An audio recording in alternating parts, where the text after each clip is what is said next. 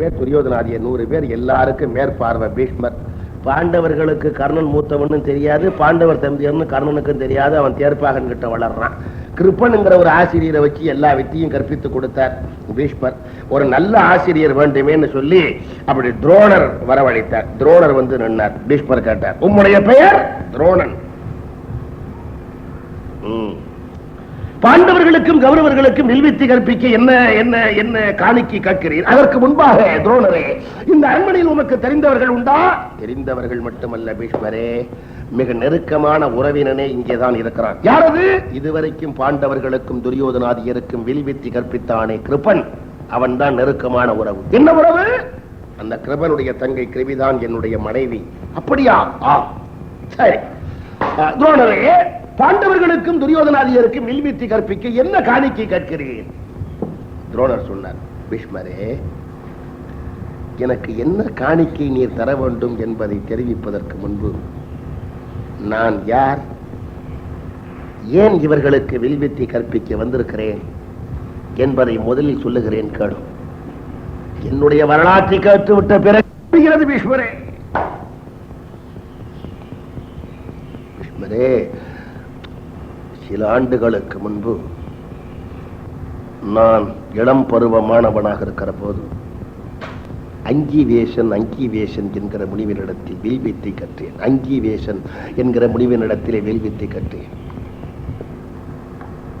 இப்போது துருபத தேசத்துக்கு மன்னனாக இருக்கிறானே யாகசேனன், துருபத தேசத்து மன்னன் யாகசேனன், அவனும் என்னோடு சகமானவனாக இருந்து அதே அங்கீவேசன் என்கிற முனிவனிடத்திலே வில்வித்தை கற்றுக்கொண்டான். 2 பேரும் மிக நெருக்கமாக பழகினோம். பீஷ்மரே, நாங்கள் 2 பேரும் எவ்வளவு நெருக்கமாக பழகினோம் என்றால் 2 பேரும் ஒரே இலையிலே உண்டோம். பீஷ்மரே, அவன் அடிக்கடி என்னிடம் சொல்லுவான், துரோணனே, உனக்கு நான் என்னென்னமோ தர வேண்டும் என்று பார்க்கிறேன். இப்போது நானும் உன்னை போல் ஒரு மாணவன். என்னிடத்தில் தனியாக எந்த செல்வமும் இல்லை. ஆனால் நம்முடைய நட்பு இதோடு முடிந்துவிடக் கூடாது. கவனி, நான் இப்பொழுது உன்னை போல் ஒரு மாணவனாக இருந்தாலும் குருகுல கல்வி எல்லாம் முடிந்து நான் துருபதி தேசத்துக்கு மன்னனாகி விடுவேன் அல்லவா? அப்போது நீ எங்கே இருந்தாலும் நான் மன்னனாகி விட்டேன் என்று கேள்விப்பட்ட உடனே நீ வந்து என்னை பார்க்க வேண்டும். எனக்கு கிடைக்கிற அரசாட்சியில் பாதியை உனக்கு தரப்போகிறேன். இப்படி எல்லாம் என்னிடம் சொன்னான் பீஷ்மரே. நம்பினேன்.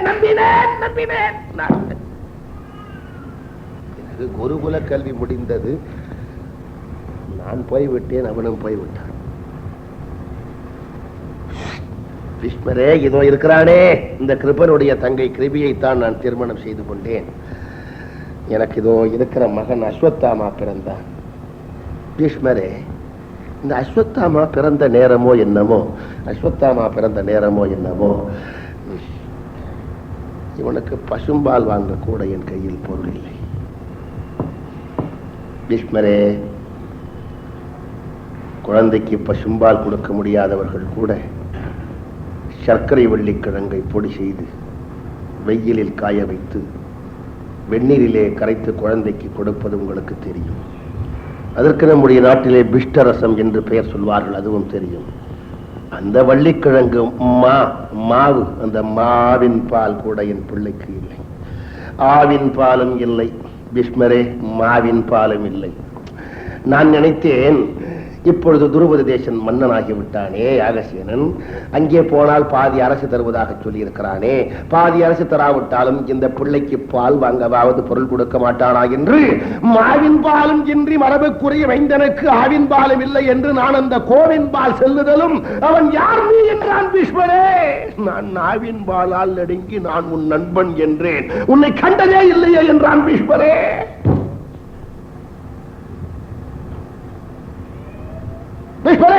என்ன இருந்தாலும் நான் துரோணன் அல்லவா, பொறுமையால் வாடினாலும் அவனிடத்தில் சொல்லிவிட்டு வந்தேன். யாகசேனா, யாருமே புதிதாக ஆட்சி கிடைத்த போது இப்படித்தான் இருப்பார்கள். என்னையா யார் என்று கேட்கிறாய்?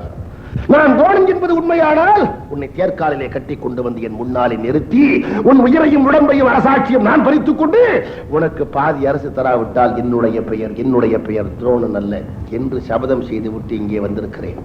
பீஷ்மரே, இப்போது வில் வித்தை கற்பிக்க நினைப்பதன் காரணம் புரிந்திருக்குமே என்ன. பீஷ்மர் பார்த்தார், துரோணரே நீர்தான் வில்வித்தை கற்பிக்க வேண்டும். என்ன அவருக்கு அபிப்பிராயம், இவர் பொருளுக்காக ஒழுங்கா சொல்லிக் கொடுக்காட்டாலும் படி வாங்கறதுக்காக சொல்லிக் கொடுப்பான்.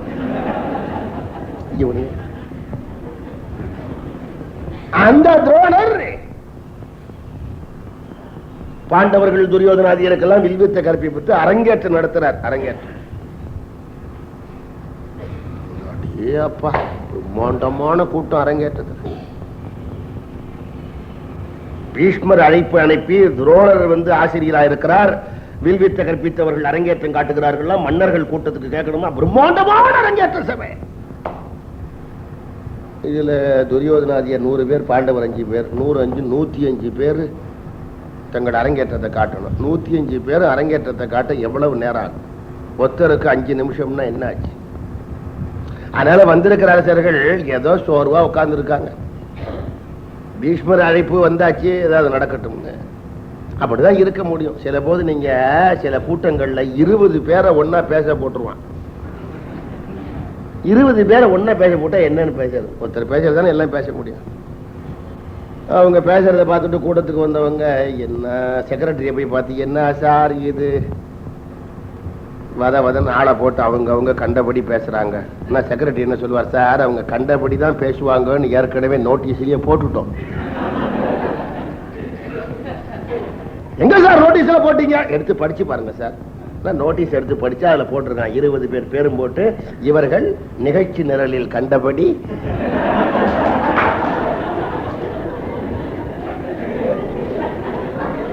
நாங்கதான் ஏற்கனவே போட்டோம். அதை பார்த்துட்டு நீ வராம இருக்கணுமே தவிர வந்தது வான் தப்பு. அந்த மாதிரி ஏதோ சோர்வா எல்லாம் உட்கார்ந்து இருக்கிறார்கள். எல்லாருடைய கவனத்தையும் ஈர்த்தது அர்ஜுனுடைய வில்லாட்டு. அவன் தன்னுடைய வீரத்தை கண்ண மூடிக்கொண்டு பல்வேறு விதமான குறிப்புகளை நோக்கி எய்யக்கூடிய அம்புகளை செலுத்துவதை பார்த்து கற்பித்த ஆசிரியன் துரோணனுக்கு ஒரு பெருமிதம். அவன் பெருமிதம் ஒரு எல்லைக்குள்ள நிற்காம கொஞ்சம் அளவு கடந்து போச்சு துரோணருக்கு. துரோணர் எழுந்திருந்து, இதுவரைக்கும் என்பால் வில்வித்தை கற்றுக் கொண்டவர்களில் இந்த அர்ஜுனனுக்கு நிகராக வில்லாற்றில் வல்லவர்கள் யாரும் இல்லை. சபாஷ்! அதோடு நிற்க வேண்டியதுதானே, கொஞ்சம் பெருமிதம் அதிகமா போச்சு. இதுவரைக்கும் என்பால் வில்வித்தை கற்றுக் கொண்டவர்களில் அர்ஜுனனுக்கு நிகராக வில்லாற்றில் வல்லவர்கள் யாரும் இல்லை. 3 முறை சொல்வேன். அப்படி யாராவது இருந்தால் இருக்கிறேன் என்று எழுந்து வரலாம். இந்த பிரம்மாண்டமான சபையில் அர்ஜுனனுக்கு எதிராக வில்லாற்றில் வல்லவர்கள் யாராவது இருந்தால் எழுந்து வரலாம். முதல் முறையாக சொல்லுகிறேன், அர்ஜுனனுக்கு எதிராக வில்லாற்றில் வல்லவர்கள் யாரும் இல்லை. இரண்டாவது முறையும் சொல்லுகிறேன், அர்ஜுனனுக்கு எதிராக வில்லாற்றில் வல்லவர்கள் யாரும் இல்லை. மூன்றாவது முறையும் சொல்லுகிறேன், அர்ஜுனனுக்கு எதிராக வில்லாற்றில் வல்லவர்கள் ஏன் இல்லை, நான் இருக்கிறேன் என்று ஒரு குரல் வந்தது. வேந்தர்கள் வீரர்கள் வியப்போடு திரும்பினார்கள். காமர் கோடி கதிரவனை போல் கர்ணன் கம்பீரமாக நின்று கொண்டிருந்தான். இப்போ துரோணருக்கு மயக்கம், அர்ஜுனனுக்கு தயக்கம், பீஷ்மருக்கு கலக்கம், கிருப்பனுக்கு நடுக்கம், துரியோதனுக்கு சந்தோஷம். சபாஷ்! அவனுக்கு என்ன சந்தோஷம்? துரியோதனனுக்கு அன்னையிலிருந்து இன்னைய வரைக்கும் ஒன்னேதான் கொள்கை, என்ன எதிரிக்கு எதிரி எனக்கு நண்பன். அவ்வளவுதான். எதிரிக்கு எதிரி எனக்கு. தனக்கு யாரு எதிரியோ அவனுக்கு அந்த நேரம் யாரு எதிரியோ அவனோட கூட்டு சேரு, அப்பதான் நம்ம பிழப்பு ஓடும். துரியோதனன் எதிரிக்கு எதிரி எனக்கு. அர்ஜுனனை பிடிக்காத அவனுக்கு எதுக்கு ஒருத்த வந்திருக்கான், அவன் யாரா இருந்தாலும் நம்ம ஆளு. சபாஷ்! கர்ணன் கம்பீரமா நிற்கிறான். என்னோடு மோதப்படும். இப்ப கர்ணனை அனுமதிச்சு ஒருவேளை அவன் வென்று விட்டால் கற்பித்த ஆசிரியன் பெருமை, அழைத்த பீஷ்மர் பெருமை என்ன ஆகும்? நிலைமை எப்படி சமாளிப்பதுன்னு யாருக்கும் தெரியல. கிருப்பன் இங்கிருந்து போனான். யாரு? கர்ணனா? ஓ கர்ணனா? கர்ணனே, நீ வெல்வாய், நீ வெல்வாய். அர்ஜுனனை விட உனக்கு வில்லாற்றல் உண்டு என எனக்கு தெரியும். நீ இந்த கூட்டத்தில் இருப்பது தெரிந்திருந்தால் அந்த துரோணர் அவசரப்பட்டு அப்படி சொல்லியிருக்க மாட்டார். நீ வெல்வாய், நீ வெல்வாய். உன்னுடைய வில்லாற்றல் எனக்கு தெரியும், வெல்வாய். ஆனால் கர்ணனே, நீ யாரை எதிர்க்க வந்திருக்கிறாய் தெரியுமோ? அர்ஜுனனை. அவன் யார் தெரியுமா? நாதன் மைந்தன். நாடாளுகின்ற நாதன் மைந்தன்.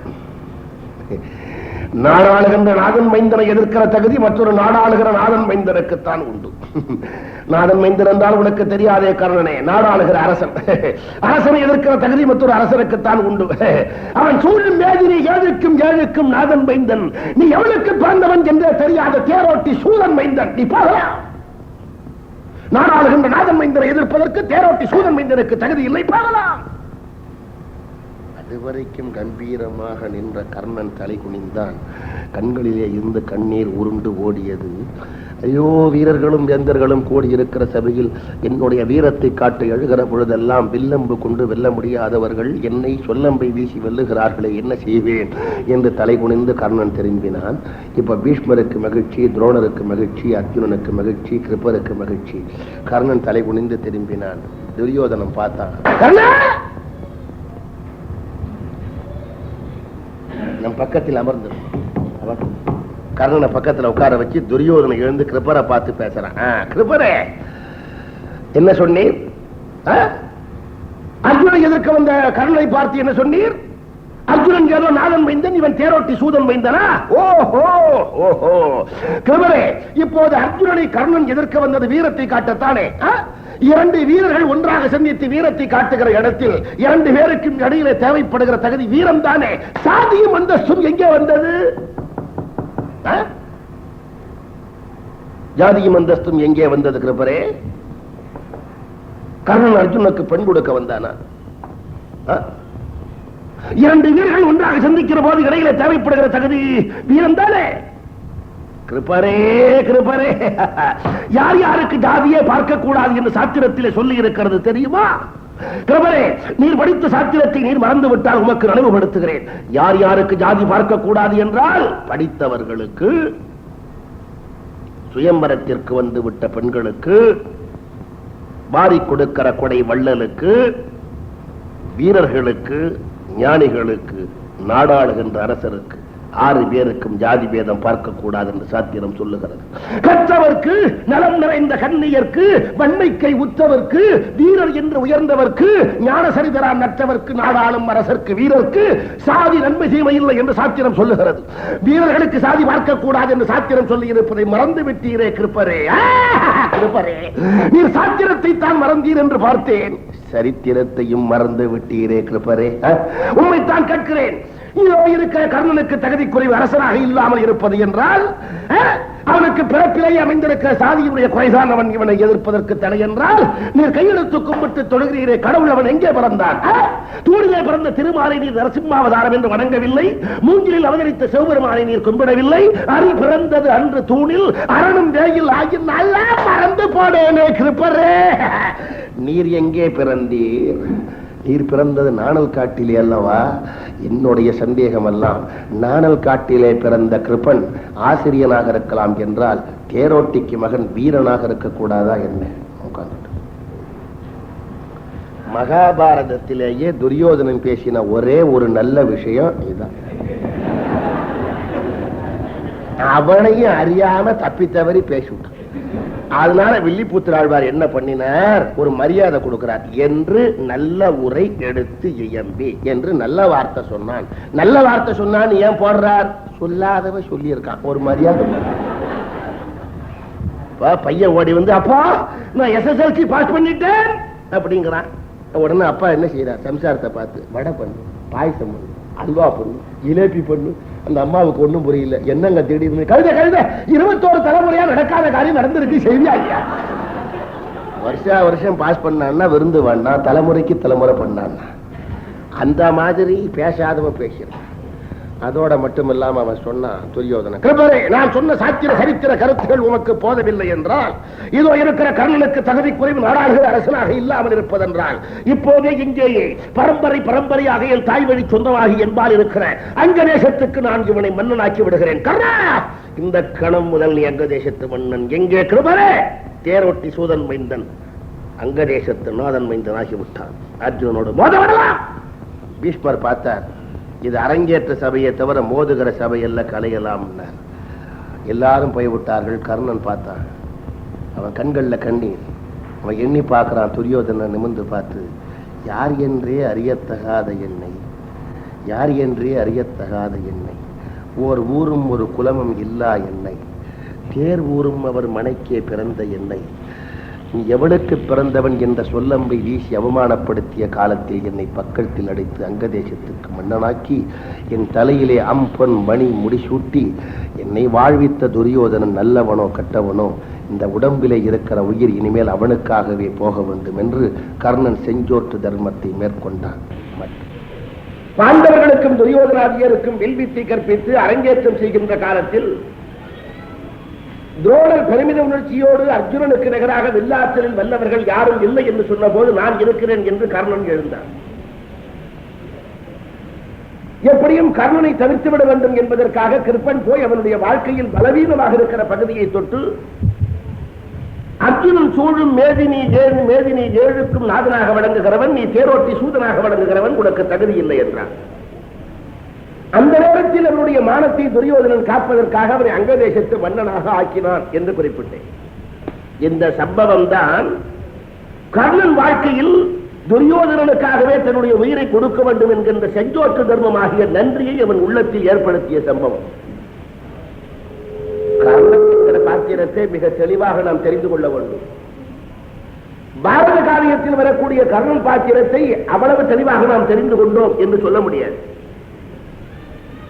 என்ன காரணம்னா, இந்த மகாபாரதத்தை கதையா சொல்லுகிறவர்கள் 4 பேரை துஷ்ட சதுஷ்டர்கள் என்று சொல்லிவிட்டார்கள். பாரதத்தில் 4 பேருக்கு துஷ்ட சதுஷ்டர்னு பேர். துரியோதன, துச்சாதனன், சகுனி, கர்ணன். இந்த முதல் 3 பேரும் சரியான துஷ்டன், அதுல யாருக்கு சந்தேகமே வேண்டாம். துரியோதனன், துச்சாதனன், சகுனி. கர்ணனை கொண்டு போய் சேர்க்கலாமா? துரியோதனனுக்கு கர்ணன் உதவி செய்தான் என்பதற்காக அவனை துஷ்டர்கள் பட்டியலில் சேர்த்தால் தன்னுடைய மானத்தை காத்தவரிடத்தில் நன்றியோடு இருக்க வேண்டும் என்பது ஒரு பெரிய தர்மம் அல்லவா? அந்த தர்மத்தை தான் அவன் செய்திருக்கிறான்.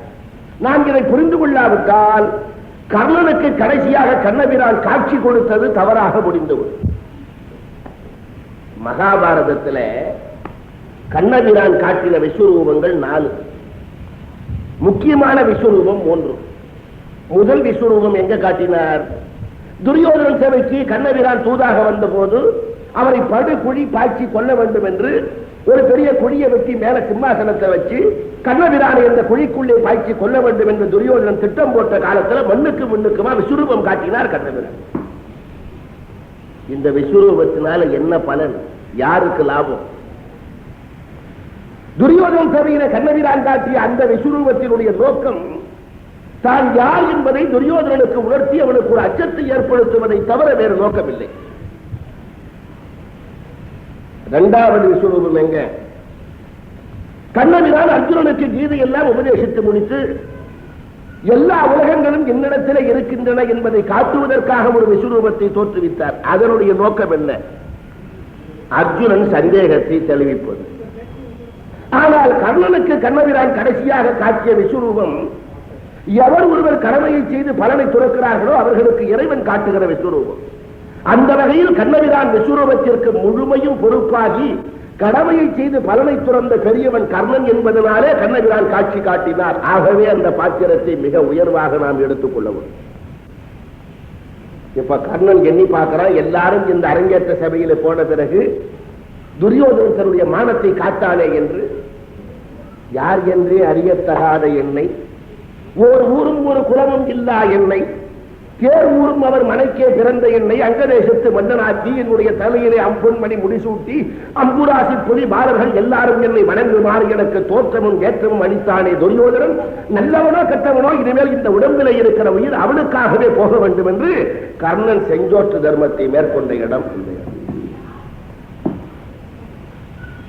இப்ப அரங்கேற்றம் எல்லாம் முடிஞ்ச பிறகு துரோணர் பாண்டவர்களையும் துரியோதனாதியர்களையும் அழைத்து சொன்னார், நீங்கள் எனக்கு காணிக்கை தர வேண்டும் என்று. பாண்டவர்களும் துரியோதனாதியரும் என்ன காணிக்கை வேண்டுமானாலும் தருகிறோம். இந்த துரோணருக்கு பாண்டவர் கௌரவர்ங்கிற வேறுபாடெல்லாம் கிடையாது.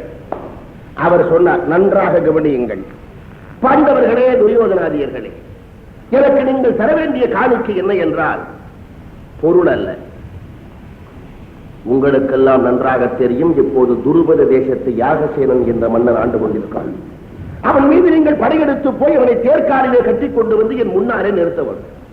இது பாண்டவர்கள் செய்தாலும் சரி, துரியோதனாதியர் செய்தாலும் சரி, குருகுலத்திலே பிறந்த உங்கள் 2 வகையில் யார் செய்தாலும் அதுவே எனக்கு காணிக்கை. வன்னிநாதி குருகுலம் தழைக்க வந்த மன்னர்கள், வன்னிநாதி குருகுலம் தழைக்க வந்த மன்னர்கள் தம்மினாதி தட்சிணை என்ன எனில், எனக்கு நீங்கள் தர வேண்டிய தட்சிணை என்ன என்றால் தேர்காலிலே கட்டி கொண்டு வந்து நிறுத்துவது. பாண்டவர்களும் புறப்பட்டு போனார்கள், துரியோதனும் புறப்பட்டு போனார்கள். துரியோதனம் பாதியிலேயே உடம்பு சரியா இல்லைன்னு திரும்பிட்டான். பாண்டவர்கள் படையெடுத்து போனார்கள். அர்ஜுனன் கண்ணை மூடி திறக்கிற நேரத்தில் யாகசேனனை தேர்காலில் கட்டி கொண்டு வந்து துரோணர் முன்னால நிறுத்திட்டான். துரோணர் கேட்டார், யாகசேனா நினைவு இருக்கிறதா? எனக்கு அஸ்வத்தாமா பிறந்த போது அவனுக்கு பால் வாங்க கூட பொருள் இல்லை என்று உன்னை வந்து பார்த்த போது யார் நீ என்று கேட்டாயே, நினைவிருக்கிறதா? மாவின் பாலே இன்றி மரபு பொறி வெண்டருக்கு ஆவின் பாலம் இல்லை என்று உன்பால் வந்து நின்ற போது யார் நீ என்றாயே, நினைவிருக்கிறதா? இப்போது உன்னுடைய உடம்பு, உயிர், உன்னுடைய அரசு எல்லாம் என் கையில். என்னுடைய உயிரை வாங்கி நான் என்ன செய்ய போகிறேன்?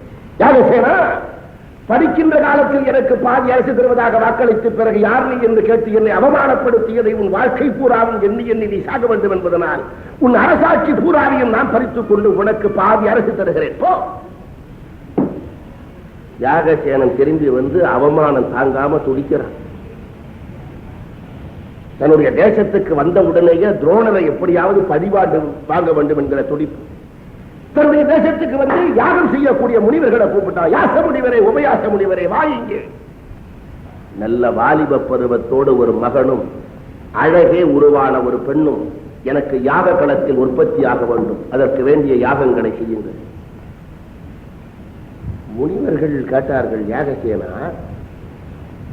யாகம் செய்து ஒரு மகனை பெற வேண்டும் என்று நீ கருதுவதிலே உள்ள கருத்து எங்களுக்கு தெரிகிறது. அதாவது துரோணர் உன்னை அவமானப்படுத்தினாரே, அவனை கொள்வதற்கு தக்க ஒரு மகன் வேண்டும் என்கிறாய், அப்படித்தானே? மகள் எதற்கு? யாகம் செய்கிற முனிவர்கள் கேட்டார்கள், மகள் எதற்கு? யாகசேனன் சொல்றான் பாருங்க, யாச முனிவரே, உபயாச முனிவரே, எனக்கு மகன் எதற்கு என்று புரிந்து கொள்ள தெரிந்த உங்களுக்கு மகன் எதற்கு என்று புரியவில்லையா? என்னை அவமானப்படுத்திய துரோணனை கொள்வதற்கு ஒரு மகன் வேண்டும். மகள் எதற்கு என்றால், யாச முனிவரே, யாராலும் வெல்ல முடியாத என்னை ஒரு கணத்திலே தேர்காலிலே கட்டி கொண்டு போய் துரோணர் முன்னாலே நிறுத்தினானே அர்ஜுனன், அவன் எவ்வளவு பெரிய வீரம் படைத்தவனாக இருந்தால் இந்த காரியத்தை செய்திருப்பான். அவனை என்னை மாப்பிள்ளையாக்கிக் கொள்வதற்கு எனக்கு ஒரு மகன் வந்து. எப்படி திட்டம் போட்டான் பாத்தீங்களா? இவனை அவமானப்படுத்திய துரோணரை கொள்வதற்கு ஒரு மகனும், அந்த துரோணருக்காக தன்னை கொண்டு போய் அப்படி தேர்காலில் கட்டி நிறுத்தி அந்த அர்ஜுனனை மாப்பிள்ளை ஆக்கிக் கொள்வதற்கு ஒரு மகளும். அருமையான திட்டம். ஆபீஸில் நமக்கு கீழே வேலை செய்கிறவன் அடிக்கடி நம்மளை எதிர்த்து பேசிக்கிட்டே இருந்தான்னா அவனை அடக்கிறதுக்கு என்ன வழி? மாப்பிள்ளை ஆக்கி கொடுது, அவ்வளவுதான். அப்புறம் அவன் நமக்கு பூஜா தூக்குவான். இந்த திட்டத்தை தான் எனக்கு ஒரு மகள் வேண்டும்னா முனிவர்கள் வந்து உட்கார்ந்து யாகம் செய்தார்கள். அந்த யாக காலத்துல வளையம் பிறக, முடி தயங்க, மணிக்குண்டலங்கள் நிலவெறிப்ப, போர் வயிற சிலையும் கையுமாக தந்தை கணிக்க தலையனாகிய திட்டத்துய்மன் சேர்மிசை வந்து புதித்தான். யாகசேனனுக்கு திட்டத்துய்மன் யாக களத்துல பிறந்தான். மறுபடியும் முனிவர்கள் யாகத்தை தொடர்ந்தார்கள். பின்னும் கடவுள் உபயாசன் பெரும் தீப்புறத்து சுருவையினால் யாகம் செய்ய தீ நாக்குகளுக்கு மத்தியில் திருமகள் போலே திரௌபதி தோன்றினாள். திரௌபதி தோன்றின உடனே வானத்தில் அசரீரியா ஒரு குரல் கேட்டது. அசரீரியா வானத்துல கேட்ட. அசரீரின்னு சொன்னா தெய்வம் தான் சொல்லணும்னு அவசியம் இல்லை. உருவம் வெளியே தெரியாம குரல் மட்டும் கேட்டா அதுக்கு அசரீரின்னு பேரு. உருவமும் குரலும் சேர்ந்து வெளியே தெரிஞ்சா சரீரி. உருவம் தெரியாம குரல் மட்டும் வெளியே கேட்டா அசரீரி. சொற்பொழிவு எல்லாம் சரீரி, ரேடியோ எல்லாம் அசரீரி, டெலிவிஷன் அசர சரீரி. அது சமயத்துல தெரியுது, தெரியுமா? அந்த மாதிரி திரௌபதி தோன்றிய போது வானத்துல அசரீரியா ஒரு குரல் கேட்டு. அந்த கருத்து என்னங்கிறத முதல்ல சொல்ற, பிறகு அதுக்குள்ள 2 வரி பாடலை சொல்ற. நீங்க கருத்தையும் நினைவு வைத்துக் கொண்டு முடிஞ்சா பாடலையும் ஞாபகம் வச்சுக்கணும். 2 வரி. அசரீரியா கேட்ட குரல் என்ன? அன்று பூமியிலே ஒருத்தி அவதரித்தாள், அவள் அரக்கர் குலத்தை அழித்தாள். இன்று சிவபெருமான் நெற்றிக்கண்ணிலே இருந்து இந்த திரௌபதி தோன்றி இருக்கிறாள். இவள் அதர்மம் செய்யும் அரசர்களை அழிக்கப் போகிறாள். அன்று பூமியிலே ஒருத்தி அவதரித்தாள், அரக்கர் குலத்தை அழித்தாள் சீதா பிராட்டி. இன்று சிவபெருமான் நெற்றிக்கண்ணிலே இருந்து அவதரித்திருக்கிற இவள் அதர்மம் செய்யும் அரசர்களை, துரியோதனாதியர்களை அழிக்கப் போகிறாள். மண்மேல், இதுதான் பாட்டு, மண்மேல் அரக்கர் குலம் ஆளப் பிறந்தாள் ஒருத்தி அன்று, வாமன் முதல் கண்மேல் இன்று இவள் பிறந்தாள், கடற்காவலர்தம் குலமுடிப்பாள். மண்மேல் அரக்கர் குலம் ஆளப் பிறந்தாள் ஒருத்தி அன்று, வாமன் முதல் கண்மேல், முதல் நெற்றி, வாமன் முதல் கண்மேல் இன்று இவள் பிறந்தாள், கடற்காவலர்தம் குலமுடிப்பாள். நான் எதுக்காக இந்த பாடலை கூட நீங்க நினைவு வச்சுக்கணும்னு கேட்கிறேன். கருத்தை சொன்னா போறோம், பாடலை கூட நினைவு வைத்துக் கொள்ள வேண்டும் சொல்வதற்கு காரணம், எங்க போய் மகாபாரதம்னு ஆரம்பிச்சாலும் மகாபாரதம் சொன்னாலே போறோம் நம்ம இளைஞர்கள் எல்லாம்.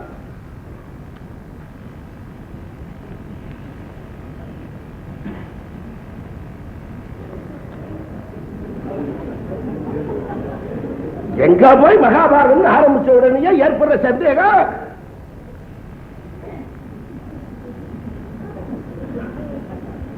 இது எல்லாருக்கும் ஏற்படுற சந்தேகம். 5 பேருக்கு ஒரு மனைவி என்று சொல்லி ஒரு காரியத்தை எழுதி அதை நீண்ட காலமா நாம சொல்லிக் கொண்டிருக்கிறோம்னா நம்ம கலாச்சாரம் மரபுக்கு எந்த விதத்தில் நியாயமானது? மண்மேல் அரக்கர் குலம் ஆளப் பிறந்தாள் ஒருத்தி அன்று, வாமன் முதல் கண்மேல் இன்று இவள் பிறந்தாள், கடற்காவலர்தம் குலமுடிப்பாள். எப்படி இருக்கு? நல்ல ஆழமா சிந்திக்கணும் தத்துவத்தை. 5 ஒருத்தி என்று சொல்வதே ஏதோ உலகியல் வாழ்வில் கணவன் மனைவியான முறை என்று யாராவது கருதுவார்கள். ஆனால் முதல்ல அதை மாற்றிக்கொள்ள வேண்டும். நாம படைக்கிற கடவுள் பிரம்மா, காக்கிற கடவுள் திருமால், அழிக்கிற கடவுள் சிவன் என்றால் இந்த சக்தியை குறிப்பிடுவதற்கு இப்படி பேர் வச்சிருக்கோம். படைக்கிற பொழுது எந்த சக்தியோ அதுதான் பிரம்ம சக்தி, காக்கிற போது எந்த சக்தியோ அதுதான் காக்கும் சக்தி விஷ்ணு சக்தி, அழிக்கிற போது எது சக்தியோ அதான் ருத்ர சக்தி. அவ்வளவுதான். அந்த ஒவ்வொன்றுக்கும் வணங்குவதற்கு ஒரு உருவம் தந்திருக்கிறோம். 4 திசையும் பார்த்து படைப்பதனால பிரம்மாவுக்கு 4 முகம், பூமியை காப்பதனாலே மகாவிஷ்ணு பார்க்கடலில் அமர்ந்திருக்கிறான். பொருள்களினுடைய அறிவு மாற்றத்திற்கு காரணம் அக்னியாக இருப்பதால் சிவன் அக்னி சுரூபமாக இருக்கிறான் என்று ஒரு வடிவத்தை வகுத்து வச்சிருக்கோம். என்ன அந்த அந்த தன்மைக்கு ஏற்றபடிதானே வடிவம், தன்மைக்கு ஏற்றபடிதானே வடிவம் இருக்க முடியும். இப்ப நம்ம வாழ்க்கையிலேயே கூட அவரவர்கள் தொழிலுக்கு ஏற்ற ஒரு வடிவம் இருக்கா இல்லையா? யூனிஃபார்ம். ஆனா ஒரு இடத்துல பட்டசாராயம் காய்ச்சலான்னு வைங்களேன், நீங்க தமிழ்நாட்டில் பாத்தீங்கன்னா அதுதான் குடிச்ச தொழில்.